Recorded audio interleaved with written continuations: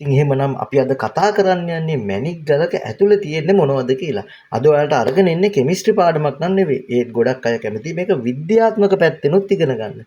ඉතින් ඔයාලා දන්නවා අපි හැම වෙලාවෙම ඔයාලට ගේන්න හදන්නේ ලයිව් ප්‍රසන්ටේෂන් එකක්. ඒ වගේම තමයි ලයිව් වීඩියෝ එකක් තමයි ඔයගොල්ලන්ට ගෙනෙන්න හදන්නේ. ඉතින් අපේ ඉගැන්වීම් වල එහෙම නැත්නම් අපේ පාඨමාලාවල අපි PowerPoint ප්‍රසන්ටේෂන් වලින් තමයි උගන්වන්නේ. මොකද වැඩිදුර අධ්‍යයනයක් ඔයගොල්ලන්ට ලබා දෙන්න උවමනා නිසා. අපි ඔයගොල්ලන්ට අපේ වීඩියෝස් වලින් ගෙනෙන්නේ මූලික අධ්‍යාපනයක්. ඉතින් ඒ වගේම තමයි අද දවසේ පොඩි විද්‍යාත්මක කොටසක් තමයි ඔයගොල්ලන්ට අද මේ ගේන්න යන්නේ. අපි අද කතා කරන්න යන්නේ මැණික් ගලක ක්‍රිස්ටල් එකක් හැදුනේ කොහොමද කියලා. ඉතින් මැණික් ගලක් අත ගෑවම මැණික් ගලක ක්‍රිස්ටල් එකක් අත ගෑවම අනිවාර්යෙන් ඕගොල්ලන්ට මේකේ සබන් දාලා අත්සෝද ගන්න කියන්නේ ඕගොල්ලන්ගේ ආරක්ෂාවට. ඉතින් මේවල ඇතුළත් වෙන්නේ මූලද්‍රව්‍ය. ඉතින් මූලද්‍රව්‍ය අනිවාර්යයෙන්ම විකිරණශීලී මූලද්‍රව්‍ය ඇතුළත් වෙන්න පුළුවන්. යුරේනියම්, තෝරියම් වගේ මූලද්‍රව්‍ය තියෙන ඒවා සාමාන්‍යයෙන් ජාගුන් වගේ ගල්වල, ඒකනයිට් ගල්වල ඇතුළත් වෙනවා. ඉතින් ඒ නිසා අපි අනිවාර්යයෙන්ම මූලද්‍රව්‍ය තියෙන මැණික් ගලක් අත ගෑවම අත් සබන් දාලා අත හොදලා සම්පූර්ණ පිරිසිදු වෙන්න ඕනේ. මූලද්‍රව්‍ය කියන්නේ මොනවද? මෙන්න මේ මූලද්‍රව්‍ය එකතු වෙලා තමයි මැණික් ගලක් හැදෙන්නේ. ඉතින් ඕගොල්ලෝ දන්නවා මෙන්න මේ ආවර්තිතා වගුව. එහෙම නැත්නම් පෙරිඩික් ටේබල් එක.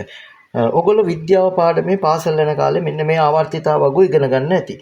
Hydrogen, helium, lithium, beryllium, boron, carbon මෙන්න මේ වගේ මූලද්‍රව්‍ය පිළිබඳව ඕගොල්ලෝ දැනුමක් ලබා ගන්න ඇති. මෙන්න මේ කියන මූලද්‍රව්‍ය ලෝකේ පුරාවටම 118ක් තියෙනවා. නමුත් අපිට මැණික් ගලක ස්පටික පද්ධතියක් හැදෙන්න. ඒ විතරක් නෙවෙයි. මැණික් ගලක් වර්ණවත් වෙන්න මෙන්න මේ මූලද්‍රව්‍ය වැදගත් වෙනවා. මෙන්න මේ වගේ මැණික් ගලක් වර්ණවත් වෙන්නත් ඒ වගේම තමයි මැණික් ගලක ස්පටික පද්ධතිය. අපි කතා කර අපේ කලින් වීඩියෝ වල උප්පත්ති හැඩය මෙන්න මේ ස්පටික පද්ධතිය. එහෙම නැත්නම් ක්‍රිස්ටල් එකක් හැදෙන්න මෙන්න මේ මූලද්‍රව්‍ය 40ක් වගේ ප්‍රමාණයක් අපිට අවශ්‍ය වෙනවා. ඉතින් අපිට වැදගත් වෙන්නේ මූලද්‍රව්‍ය 40ක් වගේ ප්‍රමාණයක්. මෙන්න මේ මූලද්‍රව්‍ය දෙකක් හෝ කීපයක් එකතු වෙලා තමයි මැණික් ගල නිර්මාණය වෙන්නේ. ඒ වගේම තමයි මැණික් ගලක වර්ණය මතු කරන්නේ. ඕගොල්ලෝ දන්නවා මැණික් ගලක් වර්ණ වෙන්නත් මූලද්‍රව්‍ය අවශ්‍ය වෙනවා කියලා. දැන් මෙතන තියෙනවා titanium, vanadium, chromium, magnesium, ferrous, cobalt, nickel, copper, zinc මෙන්න මේ කියන මූලද්‍රව්‍ය අපිට වැදගත් වෙනවා මැණික් ගලක වර්ණය මතු කරන්න. ඉතින් මෙතන 22 ඉඳන් 30 වෙනකන් මේක නම් කරලා තියෙනවා, නම්බර්ස් දාලා තියෙනවා. මේ මොනවද මේ තියෙන්නේ?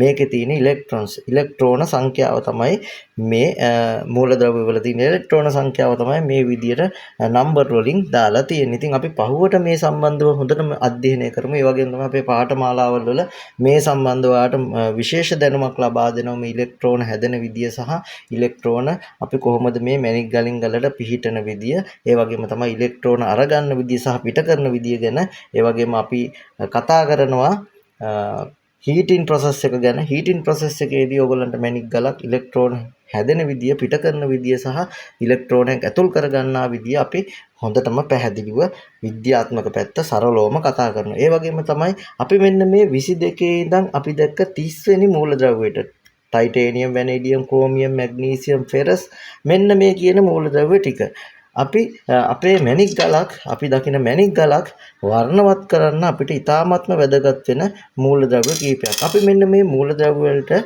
ට්‍රාන්සිෂන් එලිමන්ට් එහෙම නැත්නම් සංක්‍රාන්ති මූලද්‍රව්‍ය කියලා කියනවා. ඉතින් අපි එලිමන්ට්ස් ගැන, මූලද්‍රව්‍ය ගැන දැන් යම් කිසි දුරට දැනුමක් ලබා ගත්තා. අපි ඊළඟ වතාවේ ඊළඟ වීඩියෝ එකකින් අපි බලමු ඉදිරි වීඩියෝ වලින් මේ මූලද්‍රව්‍ය මැණික් ගලක පිහිටන්නේ කොයි විදියටද කියලා.